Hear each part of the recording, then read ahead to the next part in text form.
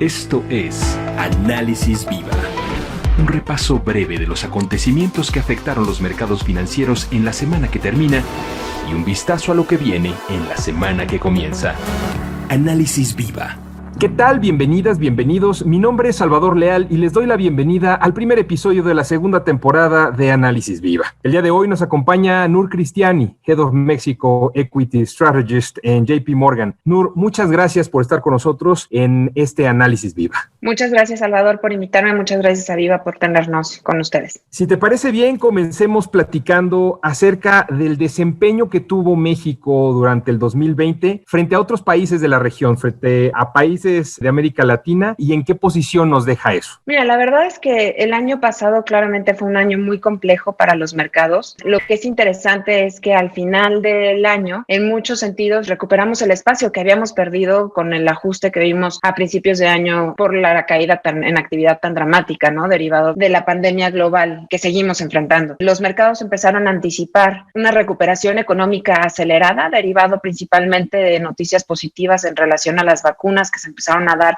hacia el tercer trimestre, principios del cuarto trimestre del año pasado, junto con las elecciones en Estados Unidos y la perspectiva de menores tensiones geopolíticas derivado de un cambio en la política comercial y en la política exterior de aquel país, y a lo mejor un poco menor tensión entre China y Estados Unidos. Entonces, esta serie de noticias positivas se aunaron a valuaciones que, derivado justamente de ese ajuste que mencionábamos antes, se habían abaratado bastante en general en los mercados, y eso abrió una ventana de oportunidad para que los inversionistas empezaran a tomar un posicionamiento más agresivo. ¿Cómo jugó México en este contexto? Evidentemente, ante el ajuste económico tan importante que vimos para nuestro país, nosotros aquí en JP Morgan empezamos el año 2020 con la expectativa de que México podría tener un crecimiento de bajo dígito, alrededor de 1-2%, y cerramos el año con una expectativa de una contracción económica de 8.9%. También ahí en el Inter llegamos a tener la expectativa de que México podía contraerse hasta más de 10%. Entonces, en realidad, las perspectivas eran muy poco positivas. Y por otro lado, México fue uno de los pocos países en la región y dentro del universo de emergentes que no dio ningún tipo de estímulo contracíclico para poder aliviar los efectos de la pandemia sobre la actividad económica. Vimos los déficits fiscales en la mayor parte de los países crecer de manera abrupta. En general, en Brasil, en Chile, en Perú, vimos alcanzar doble dígito prácticamente en estos niveles de déficit. Sin embargo, en México, la expectativa de déficit se quedó en el mid-single digits. Y eso a raíz justamente de una política fiscal bastante conservadora por parte del gobierno, que obviamente tiene su lado positivo por el tema de la calificación soberana del país, pero por otro lado también tiene una lectura negativa en términos del impulso a la actividad económica. En fin, ante esta coyuntura, evidentemente se esperaba que el impacto para las compañías mexicanas fuera bastante mayor del que terminó siendo. Sorprendentemente, a partir del segundo trimestre del año pasado vimos a las compañías en México reportar números no tan malos, vaya, con respecto a las expectativas, y de hecho empezar a apuntar hacia una recuperación sostenida, lo cual fue evidente en el reporte también del tercer trimestre. Ahora, en el reporte del cuarto trimestre deberíamos de ver una continuación de esa tendencia, en donde se evidencia también cómo se amplía la brecha entre lo que es la economía real en México, los negocios, las pequeñas y medianas empresas, aquellas que claramente no están listadas en el mercado accionario mexicano,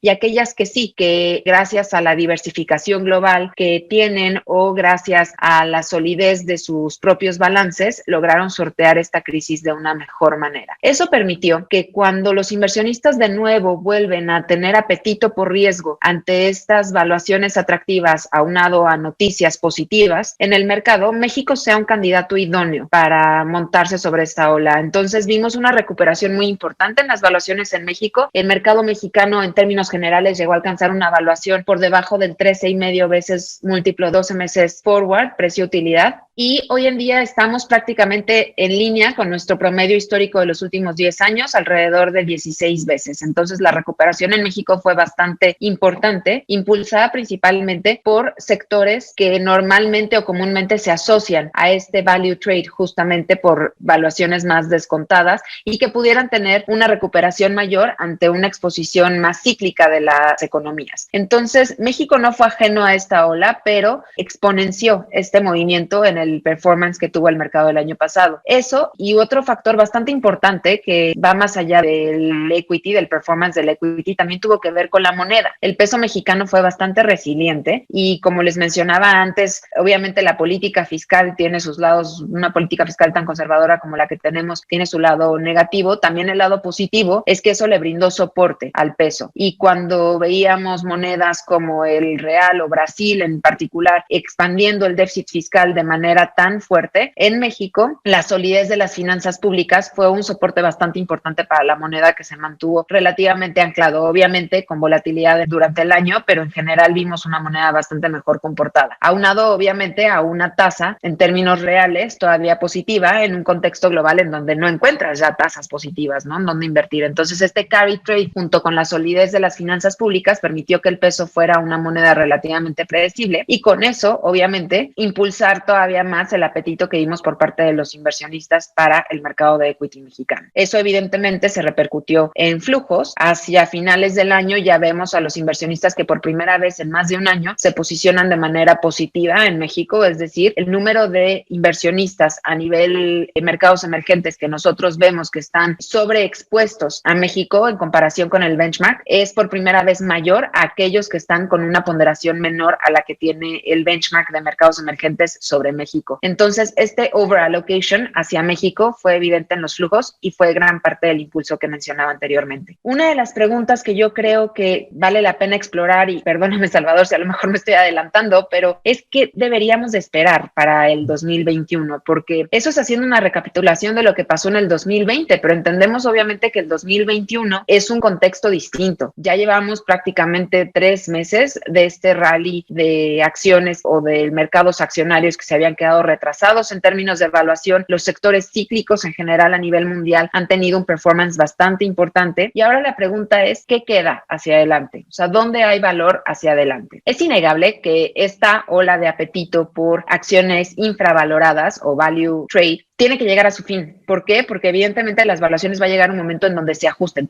vaya, las valuaciones de aquellos nombres que puedan tener algo de valor. Ahí, si los fundamentales no lo meritan, las valuaciones pueden quedarse descontadas mucho tiempo. Y este value trade eventualmente dará pie a lo que nosotros llamamos un growth trade, que es ya apostarle hacia una recuperación que sea evidente en las utilidades de las empresas y que posiblemente esté descontada en el mercado, pero que el crecimiento lo pueda superar, ¿no? Pueda superar estas expectativas. Es decir, las valuaciones ya no estén baratas, sino los inversionistas estén dispuestos a pagar un precio mayor siempre y cuando tengan mejores perspectivas de crecimiento. Entonces, la pregunta es, ¿cuándo llegaremos a ese punto? ¿Por qué es importante entender esto para México en particular? Porque México no entra ya en un growth trade. Nuestra expectativa de recuperación económica para el mundo es bastante acotada en general para este año. Lo sabemos, evidentemente, una recuperación, sobre todo tomando en cuenta el ajuste tan marcado que vimos el año pasado, pero la recuperación será incompleta. O sea, seguimos viendo riesgo en términos de recuperación económica derivado del ajuste en la actividad. Ahora, para México, ¿qué estamos esperando? Como les comentaba anteriormente, para el año pasado tenemos una expectativa de contracción de un poco más de 8% y para este año la recuperación debe ser alrededor de 4%, comparado, por ejemplo, con el resto del mundo en donde estamos viendo la posibilidad de que la recuperación sea superior, por ejemplo, en el mundo de emergentes, alrededor del 9%. Entonces, sin duda eso tiene una lectura negativa para la expectativa de crecimiento de las utilidades de las empresas, tomando en cuenta también que la mayor parte de las empresas en el índice están apalancadas al sector doméstico. Entonces, tú no puedes tener un sector doméstico que crezca al 4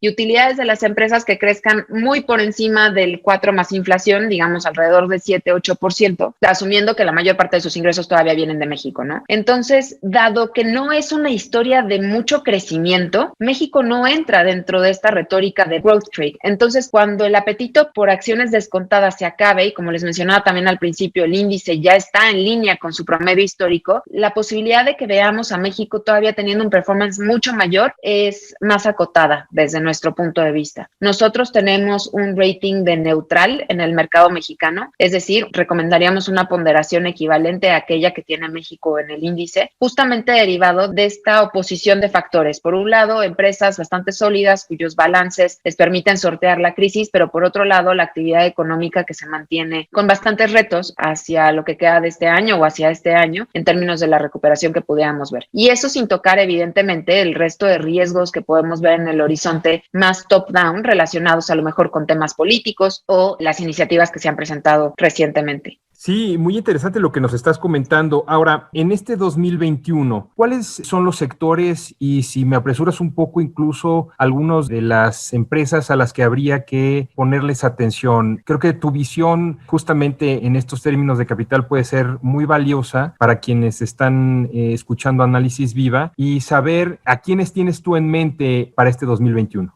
Claro, eso es súper importante. El hecho de que digamos de que México no tiene valor hacia adelante o no es una historia atractiva en términos de evaluación no significa que no haya oportunidades. Vayan, aquí hay que identificar muy claro qué es lo que, o sea, para aquellos que tienen que invertir en México o quieren invertir en México, hay que identificar cuáles son las tendencias que nos preocupan y cuáles son las tendencias que nos gustan. Las tendencias que nos preocupan, como les mencionaba anteriormente, sobre todo es la actividad doméstica. Las tendencias que nos gustan es la recuperación mundial. Les mencioné justamente esta diferencia tan importante que estamos viendo nosotros en términos de crecimiento para este año en el resto de emergentes, en el resto del mundo, versus aquello que vemos en México. Entonces, más que definirlo por sectores, y ahorita obviamente entraremos en eso, pero nuestra primera línea de defensa, digamos, la manera en la que nosotros planteamos nuestra estrategia es empezar por temas. Es decir, qué temas nos gustan y qué temas no nos gustan, en línea con las tendencias que les mencionaba antes. ¿Qué temas nos gustan? Nos gusta la diversificación global, nos gusta aquellos sectores que seguimos viendo cíclicos, que pueden apalancarse de una recuperación más acelerada, es decir, aquellas empresas que puedan tener algo más de exposición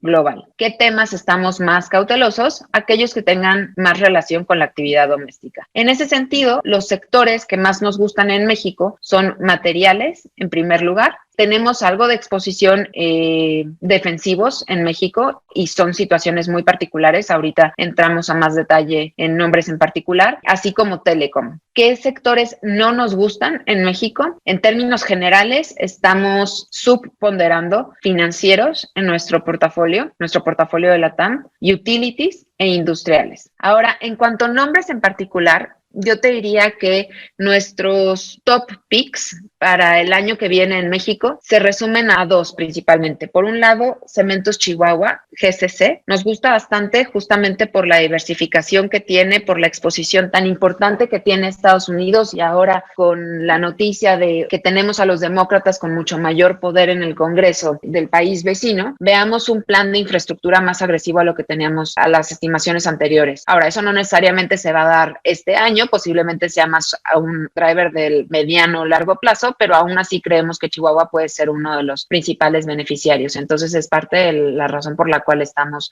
overweight el sector y Chihuahua como uno de nuestros top picks para este año. Y luego en Telecom, que les mencioné que también nos gustaba, América Móvil. Ahora, América Móvil se podría pensar, es una historia mucho más doméstica, entonces la pregunta sería, oye, no, pero te estás contradiciendo. Bueno, no me estoy contradiciendo porque en América Móvil todavía vemos una oportunidad bastante interesante en términos de evaluación. Los fundamentales de la empresa, la verdad es que son bastante sólidos. La liquidez que ha logrado acumular y sobre todo después del anuncio el año pasado de la venta de TracFone, creemos que este año podría derivar en que continúe la actividad de recompra que la compañía ha mantenido desde mediados, finales del año pasado hacia adelante, o aún la posibilidad de tener un dividendo. Entonces, este tema a lo mejor de pensar América Móvil como una especie de liquidity play, en el sentido de que pueda, tener un dividendo atractivo en un mundo en donde no existe el yield, nos parece bastante atractivo con los fundamentales que tiene la empresa, la diversificación internacional y la exposición también más defensiva a lo mejor en otras monedas. Esos serían nuestros dos top picks para México. Muy interesante el panorama que nos das el día de hoy. Muchísimas gracias por acompañarnos en este primer episodio de la segunda temporada de Análisis Viva. Muchas gracias a ustedes por la invitación. Feliz año a todos. Ella es Nur Cristiani, Head of Mexico Equity Strategist en JP Morgan. Y a ustedes muchas gracias también. Les recordamos que Viva no certifica ni emite opinión, recomendación ni asesoría alguna sobre la bondad de los valores o la solvencia de las emisoras mencionadas en este podcast. Les sugerimos acercarse y asesorarse con la entidad financiera intermediaria de valores que sea de su preferencia antes de tomar cualquier decisión de inversión. Y mientras tanto, nos escuchamos la próxima semana.